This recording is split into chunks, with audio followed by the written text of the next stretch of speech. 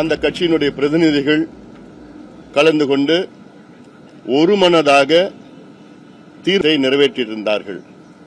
இந்த தீர்மானம் தமிழ்நாட்டில் 69 விழுக்காடு இடஒதுக்கீட்டை பாதுகாக்க வேண்டும். அடுத்தது 95 ஆண்டுகளுக்கு முன்பு வெள்ளையர் காலத்திலே நடைபெற்ற ஜாதிவாரி கணக்கெடுப்பு தரவுகளை வைத்துதான் இன்னும் தமிழ்நாடு மற்றும் இந்தியாவிலே இடஒதுக்கீடு போன்ற நடவடிக்கைகள் அரசு வழங்கிக் கொண்டிருக்கிறது.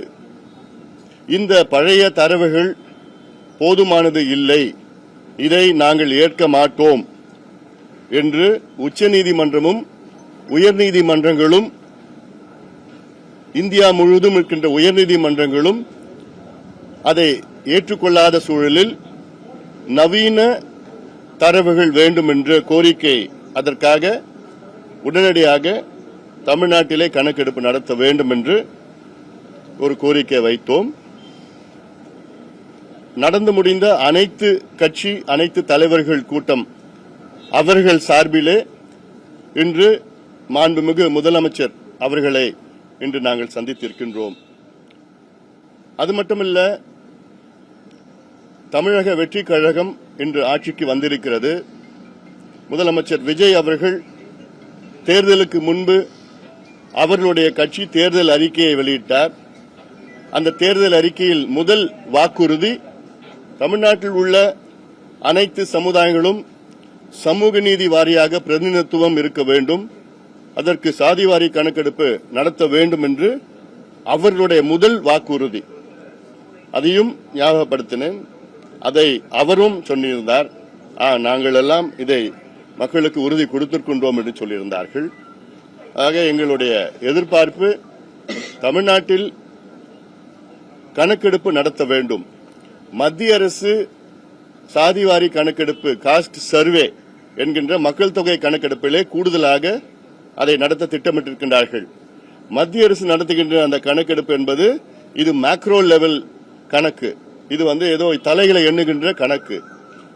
மாநில அரசு எடுத்தால்தான் இது மைக்ரோ லெவல், துல்லியமாக தமிழ்நாட்டில் உள்ள 8 கோடி மக்களுடைய நிலை, 2.25 கோடி குடும்பங்களுடைய துல்லியமான நிலையை, சமூக பொருளாதார கல்வி நிலையை துல்லியமாக எடுக்க முடியும். எடுத்து இல்லாதவர்களுக்கு வழங்குவது, இல்லாதவர்களுக்கு கொடுப்பதுதான் சமூக நீதி. அந்த கணக்கெடுப்பை உடனடியாக நடத்த வேண்டும். இதில் கர்நாடகா 2 முறை எடுத்துவிட்டார்கள், தெலுங்கானா முடித்து விட்டார்கள், பீகார் முடித்து விட்டார்கள், ஆந்திரா, ஒரிசா, ஜார்க்கண்ட் நடத்தி கொண்டிருக்கின்றார்கள். ஆக சமூக நீதி பிறப்பிடம் தமிழ்நாடு. அப்படி தமிழ்நாட்டில் இதுக்கு முன்பு எடுக்கல, அவசியமா நீங்கள் எடுக்க வேண்டும் என்று வலியுறுத்தி நல்லா கேட்டுக்கிட்டாரு. நிச்சயமாக உறுதியாக நாங்கள் செய்கின்றோம்.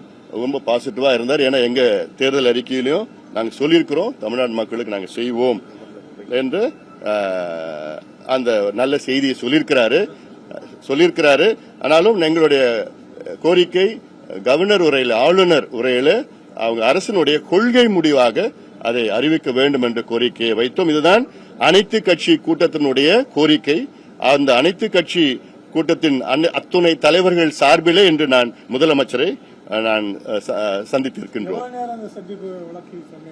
சந்திப்பு கிட்டத்தட்ட ஒரு 25 நிமிடங்கள் தெளிவா எக்ஸ்பிளைன் பண்ணிருக்கேன். A to Z தமிழ்நாட்டுடைய சமூக நீதி வரலாறு, இடஒதுக்கீடு வரலாறு, 1921 தமிழ்நாட்டில் 100 விழுக்காடு இடஒதுக்கீடு அப்பொழுது இருக்கின்ற நம்முடைய ஜஸ்டிஸ் பார்ட்டி நீதி கட்சி அப்பொழுது கொடுத்தார்கள். ஆனால் அதை நடைமுறை 1927 வந்தது.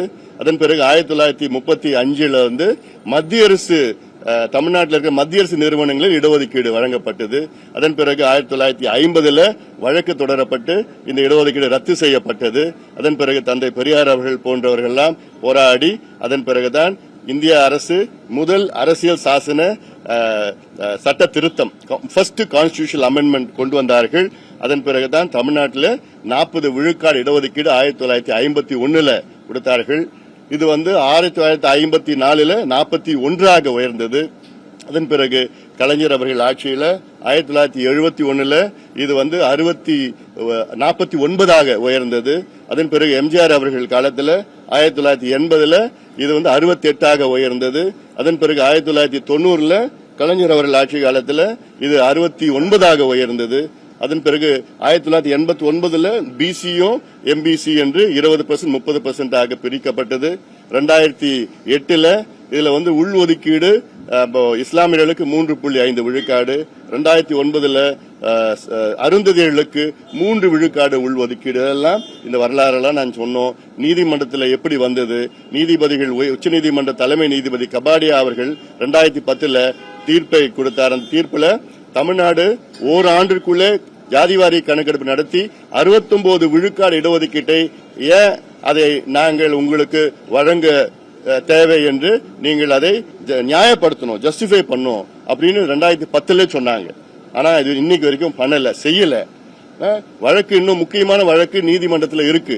இந்தியாவில் ஒரே மாநிலம் தமிழ்நாடுக்கு மட்டும்தான் 50 விழுக்காட்டிற்கு மேல் இடஒதுக்கீடு வழங்கப்பட்டிருக்கிறது. 69 அதுல ஏன்னா 1994 ஜெயலலிதா அம்மையார் முதலமைச்சராக இருந்த நேரத்தில் இந்த தமிழ்நாட்டுடைய இடஒதுக்கீடு 69 விழுக்காடு இடஒதுக்கீடு சட்டத்தை அரசியல் சாசனத்தில் உள்ள 9வது அட்டை பிரிவினில் அதில் பாதுகாக்கப்பட்டிருக்கிறது. அது வந்து கான்ஸ்டிடியூஷனல் அமெண்ட்மெண்ட் செய்து, அதனால இன்னைக்கு அந்த பாதுகாப்பு இன்னைக்கு இருக்கு. ஆனா இப்ப ஜுடிஷியரி என்ன பண்றாங்க, 9வது 9th அமெண்ட்மெண்ட்டும் 9th ஷெட்யூல்லையும் நாங்க வந்து ரிவ்யூ பண்ணுவோம் அப்படின்னு ஜுடிஷியரி சொல்றாங்க. நமக்கு அதுல அச்சுறுத்தல் இருக்கு. இதெல்லாம் முதலமைச்சர்கிட்ட சொன்னோம். அப்புறம் அது நல்லா கேட்டுக்கிட்டாரு. உறுதியா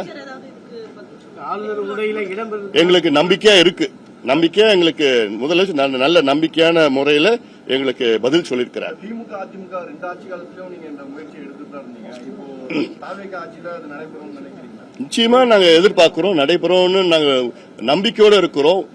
என்னன்னா முதலமைச்சர் அவர்கள் தேர்தலுக்கு முன்பு அவங்க கட்சி கொடுத்த வாக்குறுதி தான் இது. இன்னொன்னு என் தலைமையில் நடந்த அனைத்து கட்சி கூட்டத்தில் தாவேகா சம்பந்தமா ஒரு பிரதிநிதி வந்து கலந்துகிட்டார். விக்னேஷ் என்பது அவருடைய ஸ்போக்ஸ் பர்சன் வந்து அந்த கூட்டத்தில் கலந்துகிட்டு இந்த தீர்மானத்துக்கு அவரும் ஆதரவு கொடுத்திருக்கிறார். அதனால இது மட்டும் இல்ல, திமுக தலைவர் முன்னாள் முதலமைச்சர் ஸ்டாலின் அவர்கள் அந்த கூட்டத்துக்கு முன்பு எனக்கு தொலைபேசியில் தொடர்பு கொண்டு இதுக்கு ஆதரவு கொடுத்தாரு. விசிக்கு ஆதரவு கொடுத்திருக்குது. சிபிஐ வந்து கடிதம் எழுதியிருக்கிறாங்க. தமிழ்நாட்டில் உள்ள 99 விழுக்காடு கட்சிகள் எல்லாம் இதுக்கு ஆதரவு கொடுத்துட்டு இருக்கிறாங்க. திமுக ஆதரவு கொடுத்திருக்குன்னு சொன்னீங்க. கடந்த ஆட்சி காலத்தில் அவங்க மத்திய அரசு தான் இதை வந்து நிறைவேற்றணும், நம்ம ஸ்ட்ராங்கா இருக்காருன்னு சொன்னாங்க. அது மனமாற்றத்தை நான் வரவேற்கின்றேன்.